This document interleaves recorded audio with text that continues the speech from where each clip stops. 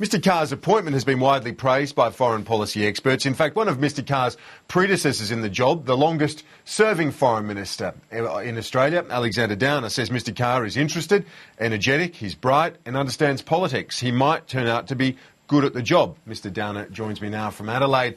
You're obviously much more positive about Mr Carr's prospects than your analysis of how Mr Rudd has gone. Why is that, Mr Downer?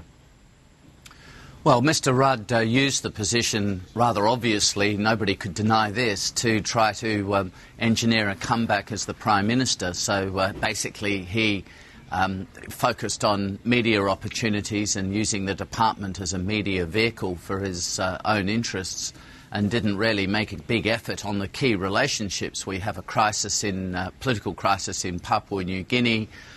He's shown no interest in Papua New Guinea. He's shown no interest in other difficult parts of the Pacific, like Solomon Islands, where we have AFP and troops and public servants, or Fiji.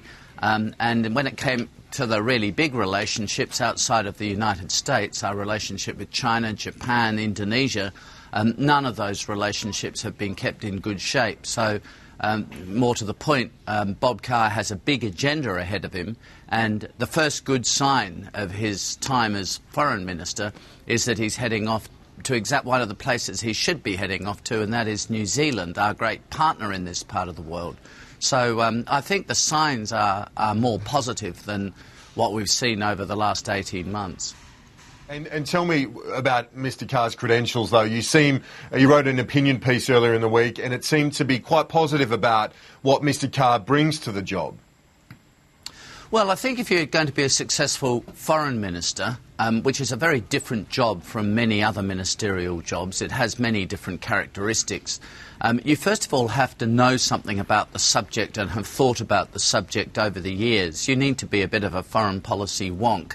And he is certainly, of course, Kevin Rudd was, but Bob Carr certainly is a foreign policy wonk. I mean, in my limited dealings with him over the years, both as the Premier of New South Wales and subsequent to that, he always was interested in foreign policy. I wouldn't pretend that I'd always agreed with his analysis, but at least he showed an interest. So he has a sort of intellectual makeup, which means that once he gets into the job, as he's gradually doing now, he'll come with a degree of experience and understanding, and he'll come with enthusiasm because he's intellectually interested in the issues, so he'll very rapidly absorb the current environment. So, you know, the signs are positive. Of course, it depends in practice what he does. As I said in my column the other day, it depends on whether he makes wise judgments.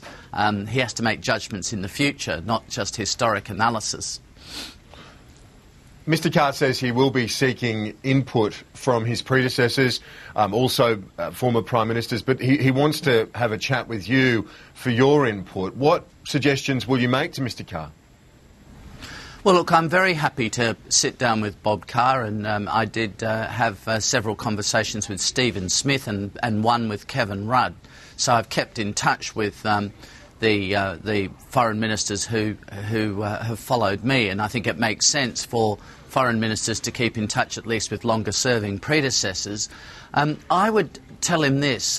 First of all, I think in our neighbourhood we've let the grass grow a bit, and he needs to invest the bulk of his time in the Pacific, which I've mentioned, in Papua New Guinea, Solomon Islands, deal with the Fiji issue more effectively. He needs to work on the Indonesia relationship. It's become too narrowly focused as far as the government is concerned on the boat people issue, which is obviously enormously important. But that's going to be easier to deal with as an issue if it's part of a broader framework of a relationship. So at the government level, as distinct from the ambassador and officials, but at the government level, they need to broaden that relationship with Indonesia, and I think he should do that.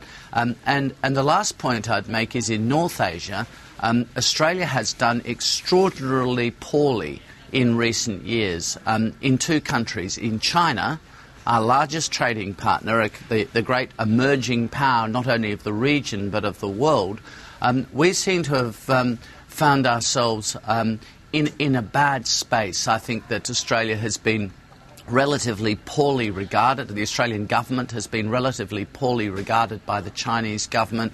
We haven't engaged constructively and I think in an open and a frank way with China. Various political points have been made about human rights in China, but the hard work of building a balanced relationship hasn't been done. And I think with Japan it's just been neglected. And it's not any longer our largest trading partner, it's now our second largest. But this is the third largest economy in the world, still an enormously important geopolitical player in the Asia-Pacific region. And Australia needs to re-energise the relationship with Japan. What do you think about the argument made by Hugh White, the ANU professor? I spoke to him earlier in the week. He believes that because Bob Carr is so close to Washington, his US credentials unimpeachable, that he will be able to put a bit of distance between the US tough rhetoric and policies towards China on currency and other issues. That's basically the reverse of what the case was with Kevin Rudd, the well-known Sinophile. Well, let me just go back to the Howard government. Of course, the narrative of the political left, of the opponents of the Howard government, was that we were just in awe of Washington. Actually, we had some pretty robust discussions with the Bush administration about the Sino-American relationship. It was never in our interests for that relationship to be a bad and confrontational relationship, and I think the Australian Foreign Minister, as well as the Prime Minister, should always be engaging with our friends in Washington about the need to ensure that relationship with China is balanced. I mean, I don't think we should ever be making the argument that human rights should just be off the agenda. Those political issues should be off the agenda. They should be part of the agenda, but they should be part of a broad and a balanced agenda. I also think it's a real danger for Australia. You can see this through the Republican primaries at the moment.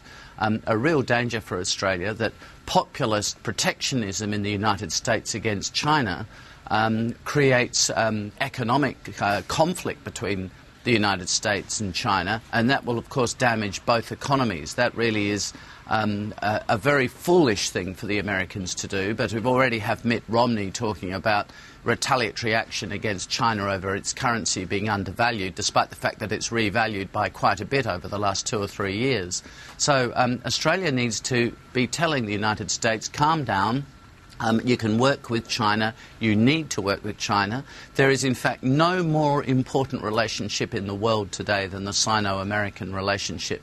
And we need to play our part, albeit a small part, in making sure that that relationship is stable.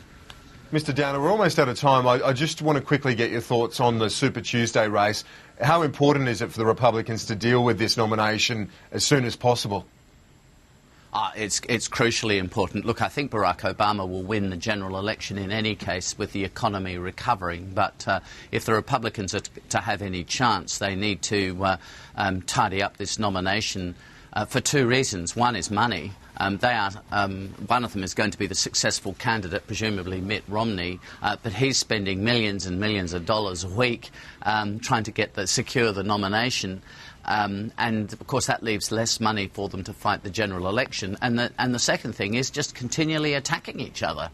If Romney is going to get the nomination, Gingrich and Santorum and so on have spent a lot of time attacking him, and that's just fodder for the Democrats and for the Barack Obama campaign. So they need to tidy this up as quickly as they possibly can, get behind their candidate, and at least give their candidate a chance. Although I have to say I think that Barack Obama will win the election in November. Mr Downer, thanks for your time and your thoughts this morning. Appreciate it. It's a pleasure.